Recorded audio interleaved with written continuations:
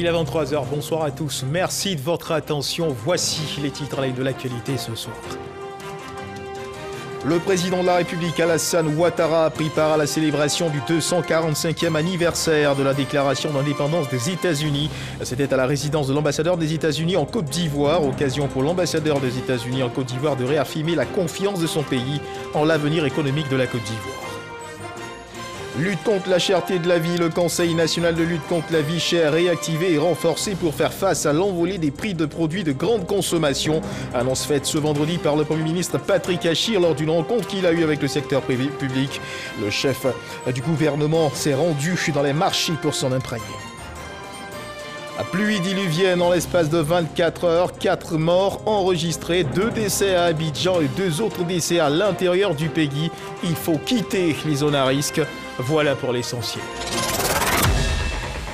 Oui, bonsoir à tous. Le président de la République, son Excellence Alassane Ouattara, accompagné de son épouse, la première dame Dominique Ouattara, du Premier ministre Patrick Achir, ainsi que plusieurs membres du gouvernement ont pris part à la célébration du 245e anniversaire de la déclaration d'indépendance des États-Unis.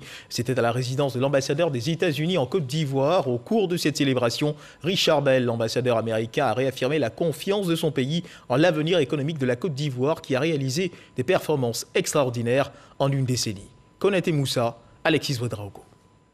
245e anniversaire d'indépendance des États-Unis. Pour commémorer l'événement, l'ambassadeur Richard Bell a offert un cocktail à sa résidence à Cocody. Une cérémonie à laquelle a pris part le chef de l'État Alassane Ouattara, avec à ses côtés son épouse, la première dame Dominique Ouattara. Le chef du gouvernement Patrick Achir, plusieurs membres du gouvernement ainsi que des présidents d'institutions ont accompagné le président de la République. Une délégation ivoirienne venue témoigner de la vitalité des relations diplomatiques entre les deux pays. Quel honneur inespéré que de pouvoir célébrer en si auguste compagnie les relations d'amitié qui lient les États-Unis et la Côte d'Ivoire depuis 60 ans déjà.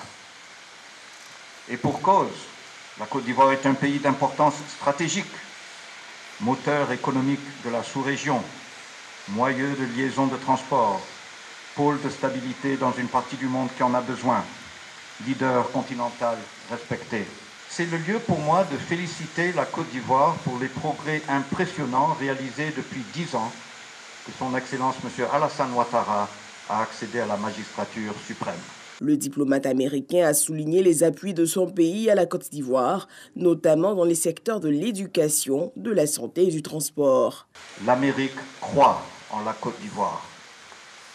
Depuis 17 ans, les États-Unis financent le gros de la lutte contre le VIH-Sida en Côte d'Ivoire à travers le programme PEPFAR, à hauteur d'environ 100 millions de dollars par an, donc au total 1,7 milliard de dollars depuis 2004. Depuis 2019, la coopération bilatérale a fait un grand bond avec le programme du Millennium Challenge Corporation, MCC. Ce programme comprend 2 volets, sélectionnés avec soin pour leur impact stratégique. Primo, l'éducation, avec notamment la construction de jusqu'à 84 collèges de proximité, situés de manière à encourager les jeunes filles à poursuivre leur éducation. Secondo, le transport routier, avec l'amélioration de 32 km de route reliant le port d'Abidjan aux sorties de la ville et un programme de formation d'experts pour maintenir tout le réseau routier qui comprend plus de 85 000 km de route. L'ambassadeur Richard Bell a également salué les progrès réalisés par la Côte d'Ivoire pour la paix et la stabilité dans le pays ces dernières années. Et du côté de la primature, de grandes annonces ont été faites ce vendredi par le Premier ministre Patrick Achir lors d'une rencontre qu'il a eue avec le secteur privé. La réactivation du Conseil national de lutte contre la vie chère et son renforcement pour faire face à l'envolée des prix des produits de grande consommation. La fin du rationnement en électricité pour les ménages. Les industriels, eux, devront attendre jusqu'au 15 juillet prochain. Le chef du gouvernement s'est rendu ensuite au Forum des marchés d'Adjamé pour mieux comprendre les ressorts de l'augmentation des prix sur les marchés. Le point avec Dangui Dangui. Accompagné de quelques membres de son gouvernement, le Premier ministre Patrick Achir s'est rendu au Forum des marchés d'Adjamé ce vendredi où il a échangé avec les commerçants et leurs clients sur la question de l'augmentation des prix des produits de grande consommation.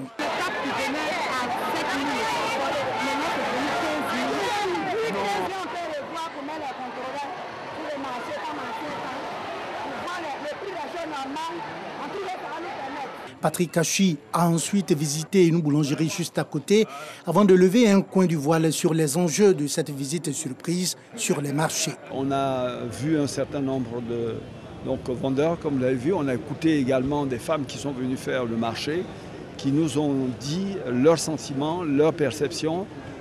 Ça nous a permis de prendre la mesure de la réalité des choses. L'une des premières actions qui ressort de cette visite, en particulier du marché, c'est le renforcement du contrôle des prix.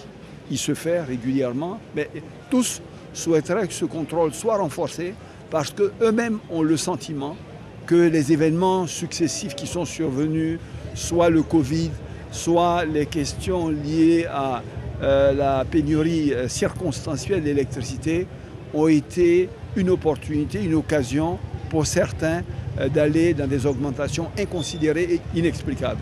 Après la commune d'Adjamé, le chef du gouvernement a mis le cap sur la commune de Trècheville où il a visité l'usine des Grands Moulins d'Abidjan et écouté les responsables de cette entreprise avant de féliciter le secteur privé pour le respect de ses engagements dans le combat contre la vie chère. Ils ont joué le jeu et je voudrais saisir l'occasion pour les féliciter. Et à partir de la semaine prochaine, nous aurons déjà la première réunion du Conseil national de lutte contre la vie chère qui va donc définir les règles de travail qu'on aura pour, au fil des jours et du temps, arrêter secteur par secteur les problèmes qui se posent tout au long de la chaîne. Mais également rencontrer les acteurs de la principale filière d'exportation pour voir dans quelle mesure on peut accroître de façon significative la valeur ajoutée, quels sont les points bloquants, qu'est-ce que l'État peut faire à leur côté pour que dans l'ensemble, leur exercice donc, de leur activité dans le métier s'améliore, s'accroisse, mais également que l'on puisse pour les populations avoir un spectre de produits beaucoup plus large à des coûts encore plus accessibles. Le gouvernement est résolu à protéger le panier de la ménagère sans détruire l'outil de production, selon le Premier ministre qui a reçu un peu plus tôt dans la matinée de ce vendredi le secteur privé à la primature où il leur a renouvelé l'engagement du gouvernement à être toujours à leur écoute. Les relations du secteur public et du secteur privé vont s'intensifier en termes d'écoute. Et notre rôle, ce sera d'accompagner notre secteur privé pour lui permettre d'être compétitif, pour lui permettre d'atteindre des niveaux de productivité qui lui permettent de faire également les efforts qu'on lui demande de faire au bénéfice des populations. Le chef du gouvernement a annoncé la fin du rationnement de l'électricité pour les ménages. Les industriels doivent attendre le 15 juillet prochain. Voilà, loin des ambiances du marché et de celles des usines, prenons à présent la direction de cette conférence de presse organisée par la compagnie ivoirienne d'électricité, la CIE, qui fait le bilan du programme de rationnement. Son directeur général adjoint en charge de la distribution, de la commercialisation, a animé au siège de la société à Trècheville un point de presse ce vendredi. Face à la presse, Mathias Kouassi a fait le bilan des 8 semaines du programme de rationnement, un programme globalement bien mené avec un constat, celui de la réduction des temps de coupure d'électricité, aussi bien dans les ménages que chez les industriels. Le reportage est signé Jean-Louis Congo. Que retenir de ces 8 semaines de rationnement de la fourniture d'électricité? Globalement, 3 enseignements, selon le directeur général adjoint de la compagnie ivoirienne d'électricité. On peut constater qu'il y a eu un allègement progressif pratiquement aujourd'hui. Il n'y a plus de rationnement de 6 heures dans nos différents quartiers et localités. La proportion des ménages touchés par le rationnement, qui était au départ de 15%, est passée aujourd'hui à moins de 1%. La période d'alimentation des industriels, qui était de 48 heures par semaine au début de l'opération, est passée aujourd'hui à 96 heures. Résultat des efforts entrepris par l'ensemble des acteurs du secteur électrique ivoirien, le directeur général adjoint est toutefois revenu sur ce qui est considéré comme la période la plus difficile du rationnement. Il s'agit de la semaine du 17 au 23 mai. Avec un impact de plus de 20% des clients chaque jour concernés par les rationnements de la plage de 6 heures. Et pendant cette semaine-là, les clients ont été rationnés 6 jours sur 7. La tendance était plutôt positive pour les 7 autres semaines qui ont suivi, c'est-à-dire sans aléas majeurs, permettant parfois de réduire les temps de coupure initiaux. Le directeur général adjoint s'est également satisfait de l'engouement des populations autour des canaux digitaux mis en place pour gérer le programme de rationnement. Et puis dans le fil de l'actualité nationale, les boulangers menaçaient d'augmenter les prix de la baguette de pain si les coûts de la farine de blé ne baissaient pas. À Cholet-Moulins, ils avaient même planifié une grève à partir de lundi prochain. Finalement, le haut patronat des boulangers et pâtissiers de Côte d'Ivoire a décidé de ne pas mettre à exécution son projet d'arrêt de travail. C'est le résultat d'un accord tripartite à trouver entre les boulangers, les meuniers et le gouvernement. Écoutez la déclaration du président du haut patronat des boulangers, Amadou Koulibaly, déclaration recueillie pour vous par Lancine Bakayoko. Après plusieurs séries de négociations avec la tutelle du ministère du Commerce, nous venons à présent procéder à la suspension de notre mot d'ordre pour nous inscrire dans le cadre de dialogue ouvert par le gouvernement. Nous avions appelé, n'est-ce pas, nos pairs à maintenir le prix des 150 francs. Nous appelons les boulangers à travers l'étendue du territoire national à continuer leurs activités professionnelles et de nous faire confiance. Nous allons continuer les négociations avec l'autorité. Le dossier Vidici de ce vendredi s'intéresse à un système de numérisation mis sur pied par le nouveau conseil municipal de la commune de Tiasalé dans le cadre de la collecte des taxes municipales. Objectif, augmenter les recettes et l'idée semble bien fonctionner. Une innovation qui a fait passer les recettes propres de la mairie de 300 millions à près de 2 milliards de francs CFA. Ces fonds sont suivis en temps réel par l'opérateur technique et le trésor public, de quoi instaurer une gestion saine des ressources propres de cette commune. Didier Nguessan.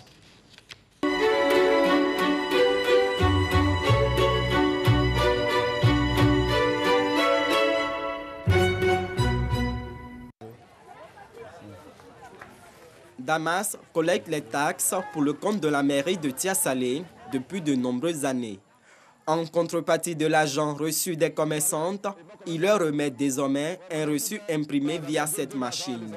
Il y a plus d'1 an, le reçu était manuel, ce qui entraînait souvent des déperditions entre les sommes collectées sur le terrain et l'argent réellement déclaré au régisseur de la mairie. Avant là, il y a un régisseur qui fait nos comptes.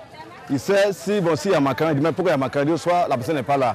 Voilà, si au moins il y a un deal de 3 000, 4 000 qui manque, il dit ah soit la personne n'est pas là. Et puis bon, prochainement, on envoie les gardes policiers et les gardes municipaux qui viennent encaisser. Voilà. Sinon, la machine, comme je veux dire, dès qu'on finit de lancer la journée, toute la mairie et tout le trésor est au courant que voilà ce que telle personne a lancé. Voilà, c'est ce qui fait la différence entre les valeurs naturelles et puis la machine. La digitalisation du recouvrement des taxes municipales est un projet de l'Union des villes et communes de Côte d'Ivoire, UVICOSI.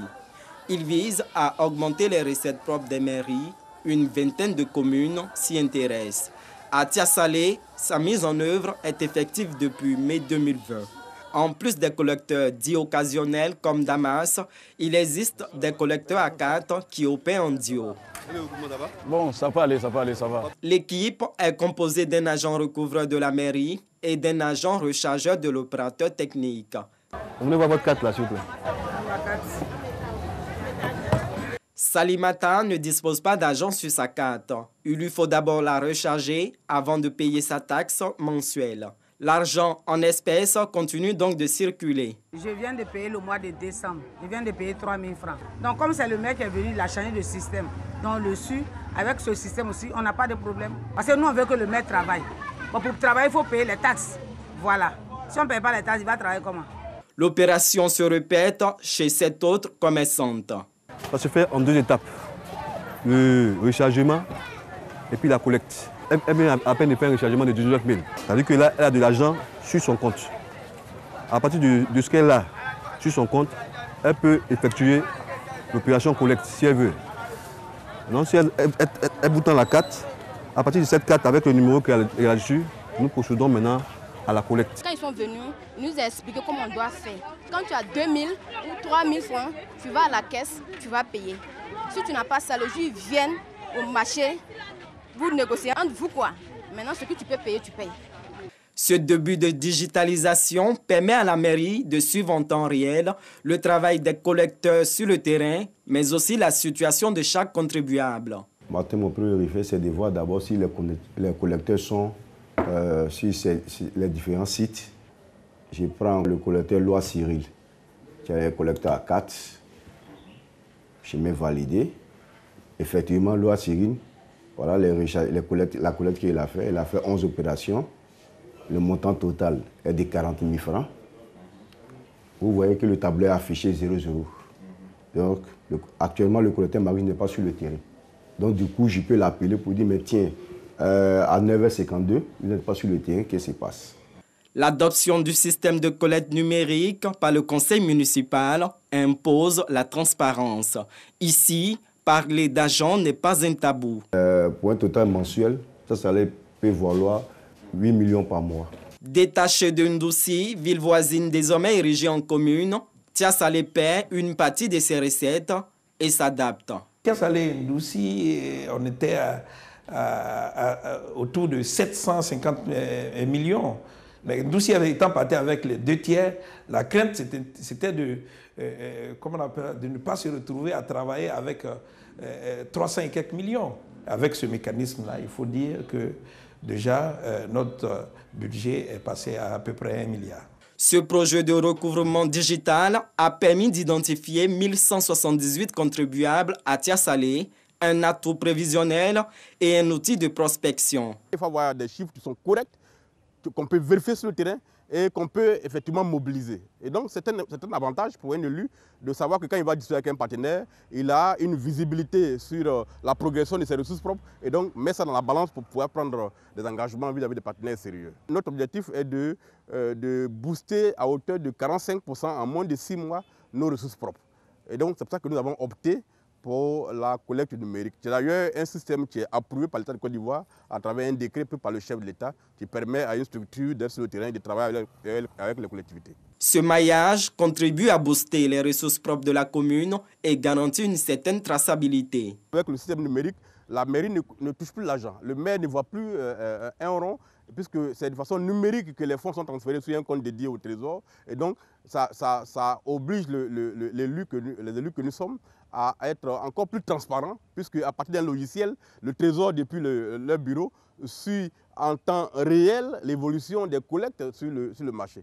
Donc, un tel système est une garantie de transparence. Optimiser les fonds propres de la commune afin d'autofinancer les projets de proximité. En 1 an de mise en œuvre, le paiement électronique des taxes municipales à Tia Salé donne des résultats probants. Voilà le dossier Vidici qui vous a été proposé par Didier Nguessan, 3e titre de cette édition. Les pluies qui se sont abattues dans la nuit d'hier sur la ville d'Abidjan ont fait des victimes. 2 personnes ont perdu la vie suite à un éboulement survenu dans la commune d'Atekoubé, précisément au quartier Moussicro. Alors qu'elles étaient endormies, elles ont été emportées par les eaux. Le maire de la commune d'Atekoubé annonce des poursuites judiciaires contre les propriétaires de ces maisons et la destruction des maisons situées dans cette zone à risque. La ministre Belmondo Dogo a présenté les condoléances du gouvernement aux parents des victimes. Didier Nguessan. À Atekoubé, quartier Moussicro, les riverains sont en deuil. Ce pont de terrain, fragilisé par l'eau de ruissellement et la pluie d'hier, s'est effondré sur cette maison. 2 personnes, des chauffeurs de taxi, y ont perdu la vie. L'une des victimes venait d'être père pour la 2e fois. La veuve est étreinte par l'émotion. Comme j'étais enceinte, là, il a accouché par césarienne. Donc il s'est parti en famille. Maintenant où on habitait, ils ont cassé. Donc il allait chez son ami en attendant qu'on va voir maison. Donc c'est ce matin, son papa m'a appelé pour me dire qu'on dit le décédé. Donc il s'est allé voir là-bas, il a trouvé cette maison qui est tombée. Il partait dormir son patron. Bon, matin bonheur, on m'appelle que non, la maison de mon grand frère est tombée. Je ne sais pas comment annoncer ça à la veille. C'est sur lui je compte. Bon, lui n'est plus là. Je ne sais pas comment il fait. Une vingtaine de locataires sont également sinistrés. Informés du sinistre, le maire d'Anhaut-Paulin et la ministre de la Solidarité et de la lutte contre la pauvreté, Miss Belmondo Dogo, sont sur le terrain. L'un pour soutenir et reloger ses administrés, l'autre pour apporter la compassion du gouvernement. Nous réitérons encore une fois de plus que la responsabilité des personnes qui prennent le grand risque de braver les autorités municipales, de braver les consignes de sécurité édictées par l'ONPC conduisent toujours au drame. Cette fois-ci, En même temps que nous déplorons la situation, nous sommes obligés de sévir. Nous allons donc amorcer la procédure contre ces marchands de sommeil qui taillent les flancs de collines et mettent la vie des populations en danger.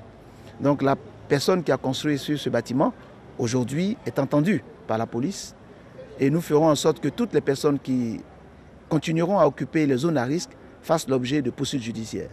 Le gouvernement est venu d'Iyako avec la présence de monsieur le maire. C'est bien de soutenir les familles vivantes et non de soutenir les familles endeuillées. Et nous profitons de l'occasion que vous nous donnez pour demander aux familles de quitter les lieux qui ont été identifiés comme zone à risque. Le rôle du gouvernement n'est pas d'enterrer les Ivoiriens, mais c'est de soutenir les Ivoiriens pendant qu'ils sont en vie et de permettre aux Ivoiriens d'avoir un mieux-être.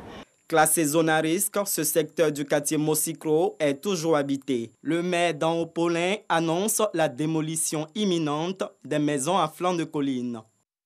À San Pedro, un autre triste tableau. 2 adolescents péris sous les eaux face à la montée des eaux en cette période de pluie diluvienne. Le maire de San Pedro appelle les populations à quitter les zones à risque. Les maisons situées dans ces zones à risque ou dans le lit des eaux vont être détruites. Sam Conan, notre correspondant dans le Bassa Sandra, qui a fait le tour de la ville, nous fait ici le point de la situation. Les pluies diluviennes continuent de tomber sur San Pedro, causant des pertes en vie humaine et des dégâts. 2 enfants sont morts par noyade au quartier Bardo. À la rue des Maquis, à Seweke, l'un des points chauds de la ville à cette saison des pluies, les gros camions qui forcent le passage ont creusé de gros trous, empêchant la circulation. Au grand désarroi des vendeuses de nuit. Ça fait plus de 2 semaines. C'est ici les gros camions là passent. Ça fait qu'ils ont gâté la route là. Ils ont creusé les gros trous.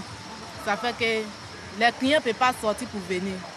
Même auto même ne peut pas passer. Au quartier Cité, devant la préfecture de police, la voie est inondée. Difficile de circuler. Les rares véhicules qui tentent l'expérience payent cash. Face à ces inondations, le maire de la ville entend prendre des dispositions pour éviter le pire. Une visite des zones à risque est vite entreprise.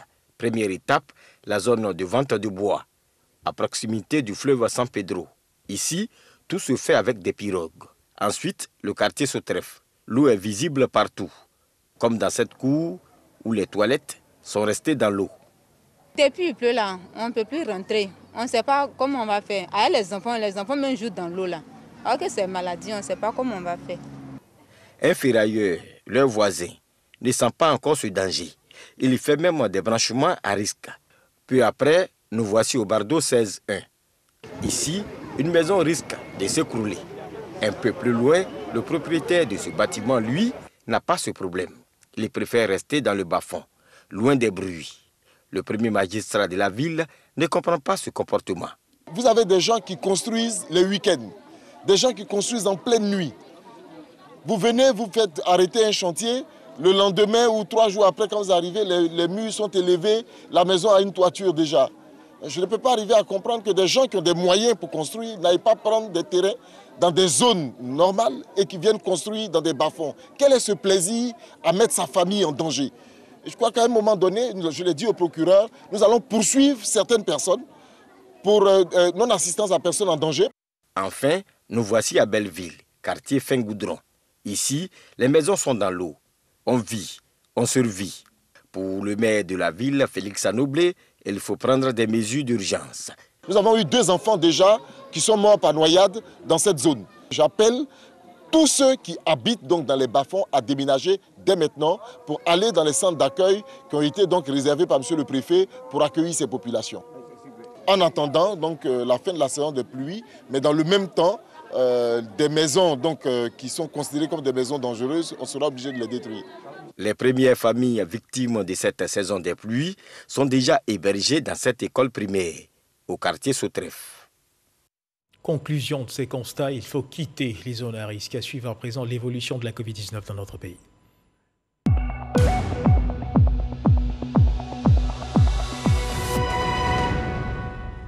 Le ministère de la Santé et de l'Hygiène publique de la couverture maladie universelle a enregistré ce vendredi 2 juillet 2021 à 92 nouveaux cas de Covid-19 sur 2792 échantillons prélevés, soit 3,3% de cas positifs, 19 guéris et 0 décès. À la date du 2 juillet 2021, la Côte d'Ivoire, notre pays, compte donc 48 470 cas confirmés, dont 47 881 personnes guéries, 315 décès et 274 cas actifs. Le nombre total d'échantillons est de 714 637. Le 1er juillet, 12 584 doses de vaccins contre la Covid-19 ont été administrées, soit un total de 780 623 doses administrées. Le ministre de la Santé et de l'Hygiène publique et de la couverture maladie universelle invite toutes les personnes de plus de 18 ans à se faire vacciner dans les centres de vaccination. La vaccination contre la Covid-19, rappelons-le, est gratuite et volontaire. Ce vendredi, le ministre d'État, ministre de la Défense, Téné Birahima Ouattara, était en visite de travail au nouveau camp d'Akouédo pour s'imprégner des réalités des militaires. Il s'engage à renforcer leur capacité opérationnelle sur le terrain. Il en a profité pour rendre hommage à son prédécesseur, Feu Ahmed Bakayoko. Il compte poursuivre ses visites dans plusieurs autres casernes. Ahmed Traoré, à Boussanogo. Le ministre d'État, ministre de la Défense, Téné Birahima Ouattara, en visite au camp militaire d'Akouédo. Une visite des casernes et structures de défense pour s'enquérir des conditions de vie et de travail des militaires. Téné Birahima Ouattara, accompagné du chef d'état-major général des armées, le général de corps d'armée Lassina Doumbia, a au nom du président de la République, chef suprême des armées, félicité ces hommes pour leurs actions en faveur de la sécurité des Ivoiriens et leur engagement dans la lutte contre le terrorisme. Le ministre d'État, ministre de la Défense, a aussi dit l'engagement du chef de l'État et du gouvernement d'accroître les capacités opérationnelles de l'armée. Le président de la République nous a demandé de tout faire pour être à côté des troupes, pour voir dans quelle mesure est-ce que nous pouvons leur apporter donc le confort nécessaire, devant leur permettre de faire face aux nouveaux défis sécuritaires. Je m'emploierai, bien entendu, avec le soutien donc, de toutes les troupes, de faire en sorte que nous puissions créer des conditions meilleures de vie, de sécurisation aussi des populations à l'endroit des soldats. Téné Birahima Ouattara a rendu hommage à son prédécesseur, Ahmed Bakayoko. Je suis agréablement surpris, pour tout vous dire, et cela je dois en toute sincérité féliciter mon prédécesseur, le Premier ministre Ahmed Bakayoko, qui a essayé donc de poser des actes concrets. Téné Birahima Ouattara sera dans les prochains jours à la caserne de gendarmerie d'Agban. Le ministre du Budget du portefeuille de l'État a été devant les députés pour présenter 3 projets de loi de ratification, au nombre desquels le projet de ratification portant légalisation du régime fiscal et douanier de l'accord de développement du projet de zone économique industrielle à Abidjan, Fer-Kessédougou et San Pedro. Ce projet vise à donner des avantages fiscaux à l'entreprise sollicitée pour la réalisation de ces pôles économiques. En plus de ce projet adopté, 2 autres projets de ratification qui ont été adoptés par les députés membres de la Commission des affaires économiques et financières. C'est ce que nous dit Konaté Moussa. L'État de Côte d'Ivoire prévoit la création de 3 zones économiques industrielles à Abidjan, Fer-Kessédougou et San Pedro. La société Arise Ivoire, sollicitée pour cette initiative, va bénéficier de certains avantages. Les députés viennent d'adopter en commission le projet de ratification de loi portant légalisation du régime fiscal et douanier de l'accord de développement du projet de zone économique industrielle. Le montant des investissements effectués par la société Arise Ivoire dans le cadre de ce projet est estimé à plus de 1 000 milliards de francs CFA. Sa réalisation nécessite de la part de l'État la mise en place d'un environnement favorable, notamment en matière fiscale. L'État s'est donc engagé à accorder à la société Arise Ivoire un régime fiscal et douanier spécifique, dérogeant aux dispositions des droits communs. Les avantages fiscaux et douaniers portent principalement sur l'exonération de TVA et de droits de douane, sur les acquisitions de biens et services nécessaires à la réalisation du projet, l'exonération d'impôts sur les bénéfices d'impôts fonciers et de contributions des patentes, et la défiscalisation des intérêts des prêts bancaires contractés. Le coût des avantages contenus dans la dite convention fiscale est estimé à 14 milliards de francs CFA.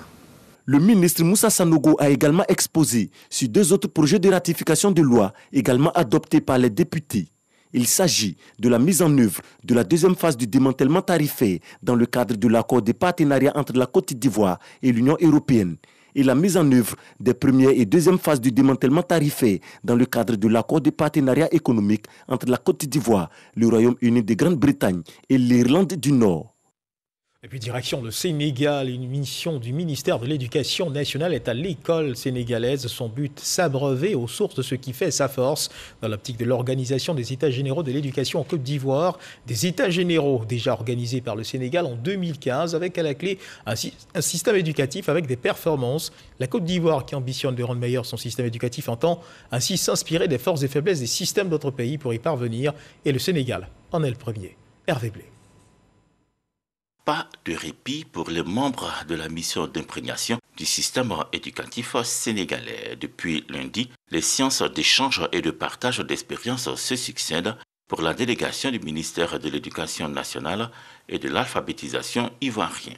Des travaux pour s'imprégner des différentes réformes du système sénégalais, ses acquis, ses défis sont passés en revue avec les différentes directions hautes et leurs structures techniques, la politique générale de l'éducation, la formation des personnels, la politique d'introduction des langues nationales et d'éducation non formelle, celle d'approvisionnement en manuels scolaires et bien d'autres points majeurs. Après les travaux en salle de visite de terrain, première structure à recevoir la délégation ivoirienne, celle en charge du système d'information et de management du ministère de l'Éducation du Sénégal. Là, c'est l'évolution des absences et des retards cumulés par mois. Autre structure à visiter, la direction des examens et concours, la DESCO, la sécurisation des épreuves, le financement du processus, l'évaluation des élèves sont au nombre des questions abordées ici. Nous avons des critères, nous évaluons en fonction des critères. Il y a ce qu'on appelle l'autonomie et l'indépendance des critères. Nous avons défini des critères, par exemple, quand je prends en mathématiques, un élève est pertinent parce qu'il est pertinent quand il pose l'opération normalement. Il sait que cette opération, ce problème-là, pour le résoudre, cette difficulté, il faut poser une division, une règle de 3. Donc celui-là, il est pertinent. Mais il peut buter à la difficulté de la justesse. Donc on définit un barème tel que on le note en pertinence et on définit également une note pour la justesse, pour l'exhaustivité, pour beaucoup de critères. Et avec l'autonomie des critères, en principe, l'élève ne doit pas être sanctionné 2 fois.